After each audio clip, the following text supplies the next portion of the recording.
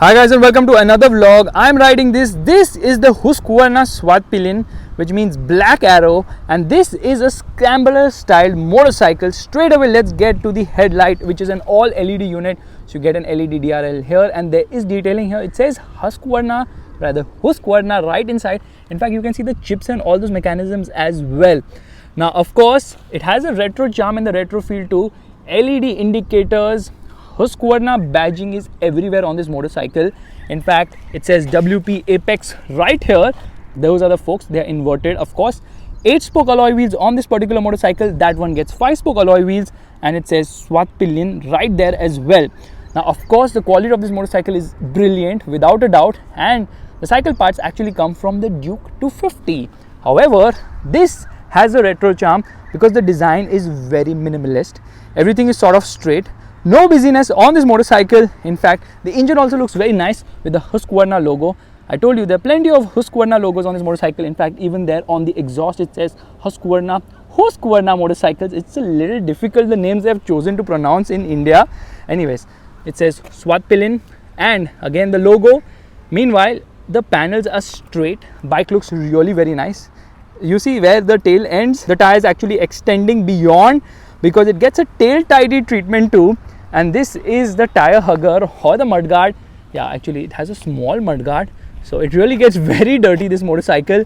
Now the tire size is similar to the one which you have seen on the KTM Duke. So 150 at the rear, 150, 60, 17, and at the front you obviously get a 110 section tire. Now these are MRF tires. There is the exposed monoshock of this motorcycle, exposed trellis frame as well, and the wiring also can be seen, but this is not a good sign, this thing being exposed. Coming to the rear, well, the lights actually look quite nice, and these are LED indicators, of course, sort of a 3D treatment for the brake light as well. And this is actually the brake light, and this is the grab rail, which is actually big. It says 250 right there, and this 250's color is replicated on the stitching here too. In fact, the seat is really very nice. Again, I told you, logo, pretty good seat, comfortable for the pillion, small yet it's a little comfortable. It has this finishing too. Now when you come to the rear, you realize that okay, the bike is really very dirty at the moment, but you know what, this thing looks super busy somehow, although this is very clean as such. And this is the holder for your luggage. The fuel tank capacity is small at just 9.5 liters, and this is a very nicely done design treatment. Again, the logo, you lift it, it's so beautiful, really nice. Aesthetic appeal on this motorcycle is fab. Actually, it's phenomenal, the aesthetic appeal of this motorcycle, which is actually a Swedish machine, earlier owned by Germans and now owned by Indian, Austrians, a mixture of everything, made in India, whatnot. Okay, the 401s will also come. You see the bracket for the headlight? Well, the number plate is on the top. I would remove that and put it here, but then the logo will just go in the hiding. Now coming to the handlebar, well, it is similar to the Duke 250, but this element is not there in the Duke 250. Again, because it uses the retro charm, circular rear view mirrors, circular instrument cluster, circular headlight as well. Now the instrument cluster is really very nice because firstly it's circular and it gets all the information which you see on the KTM Duke 250, Duke 200, Duke 125, Duke 390, RC. Okay, we can keep going on and on and on and on. So it's got Supermoto ABS, and the fonts are a little on the smaller side. So this is the tachometer. It says the kill switch is on right now, so we're just going to turn it off, and there it says side stand down. Buttons are really very hard. Okay, it's telling you the fuel range, it's telling you the trip meters, lot of information on offer. In fact, this is an information overload. It obviously gets a gear position indicator, a clock, fuel meter, temperature meter, you name it, it has it all. In fact, here I can just browse through the average speed as well as the average fuel consumption for multiple trip meters. Very loaded console, telltale lights are placed here. It gets this glass finish somehow, which plastic doesn't really come across as really very premium as such. But here also, that yellow treatment near the radiator, that is also very coolly done. This motorcycle definitely looks super duper awesome. Ground clearance is a little on the lower side, but they have given an engine guard as such there. And the front tire happens to be 170 17s, which I've already spoken about earlier. And it says Endurance. So WP forks made by Endurance Technologies in India. Reflector on the side.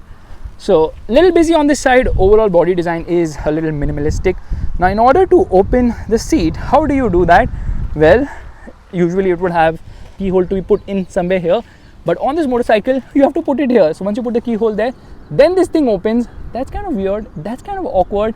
Okay, let's do one thing. It's a little difficult to open the seat. This one obviously opens and minimal storage space. So let's do one thing. Let's turn on the motorcycle. There, oh my god, it is a KTM Duke 250 without a doubt. Yeah, see the tachometer? That's how the tacho actually works. But anyways, let's get riding. And there we are, turns on. It's a Scrambler. The riding position might actually remind you of the Ducati Scrambler. Yeah, actually the instrument cluster is also reminding me of the same. So you see, riding it on such roads is no problem. Only thing is the ride is on the stiffer side without a doubt. But the motorcycle feels nice and agile, nimble too. Okay, it's not as sharp as its sibling, the width pillion, but this Svartpilen really likes to accelerate nicely in the mid-range, not before that. Red lines at around 11,000 RPM. Performance is nice. Yeah, especially in the top end, it really pulls hard and sharp. And the problem is that there is buzziness. There are vibes which can be felt everywhere. Handlebar, foot pegs, seat. In fact, even on the tank, the inside of my thighs are vibrating like crazy. It's a nice massage as such. So they're given a massage mode on this motorcycle, which is kind of unique. Now I like the riding position of this motorcycle more than the one on the width pillion. You know why? Because it is sort of upright, more comfortable for longer rides, and the handlebar, although that one is more responsive, this one just feels easier to flick in the city because that one is a little bit on the harder side. It's a clip-on unit. This is a straight handlebar. I like straight handlebars more. That is the problem. The gearing could have been better. The gearing is such that it actually does not reach 100 kilometers per hour.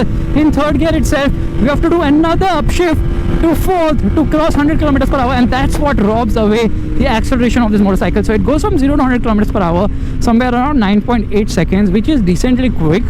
But you know what? This is a dual overhead camshaft engine, which is actually producing 30 PS of power and 24 Newton meters of torque. So 249cc single cylinder unit. Overall performance is really nice. The mirrors are not that great though, and I can feel some vibes in the mirrors too. So I can't really see clearly what's being shown around to me in the outside rear view mirrors. But response on the motor is very good, but low end performance is kind of lacking, which means that in order to get going fast, you really have to downshift. Otherwise, the motor is not going to respond.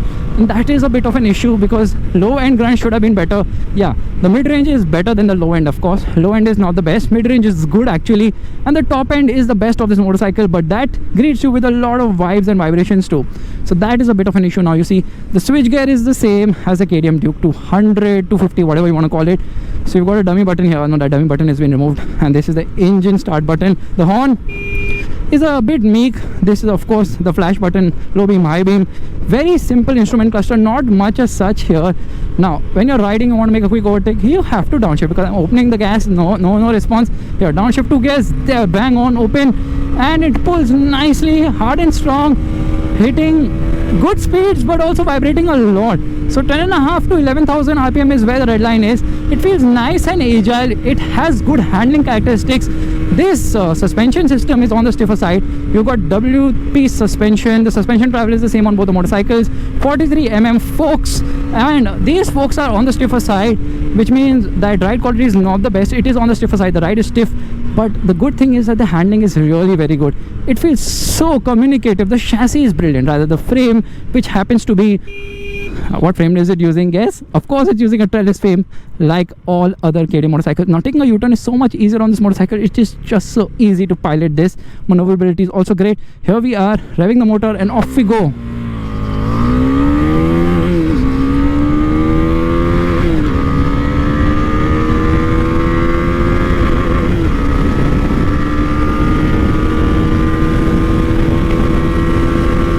Feels very planted, this motorcycle.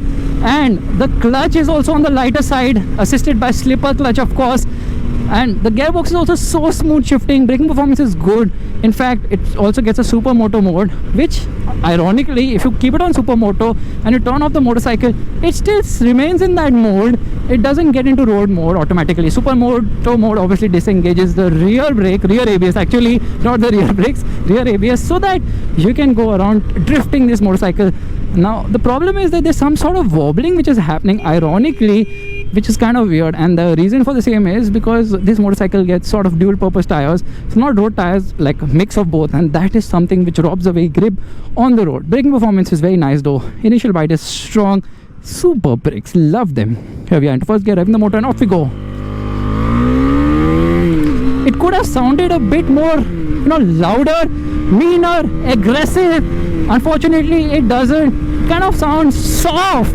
Yeah, the bass could have been better for sure, but otherwise it's a very refined motorcycle. As long as you don't hit past the mid-range into the top end where you can feel the vibes.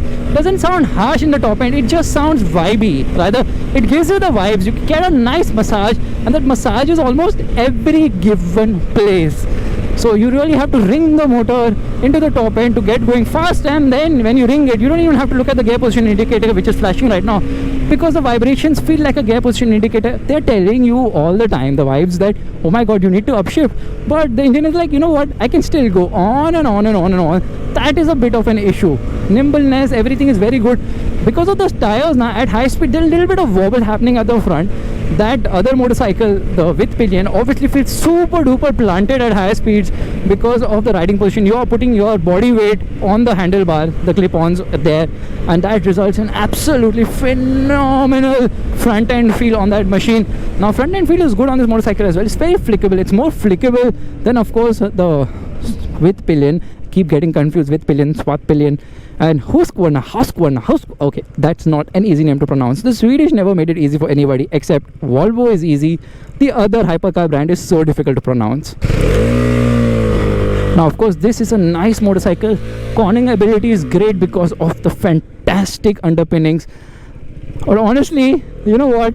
The price is what makes it so lucrative, and that price brakes so good. I love the brakes. And that price comes courtesy of the fact that this motorcycle, we'll talk about later,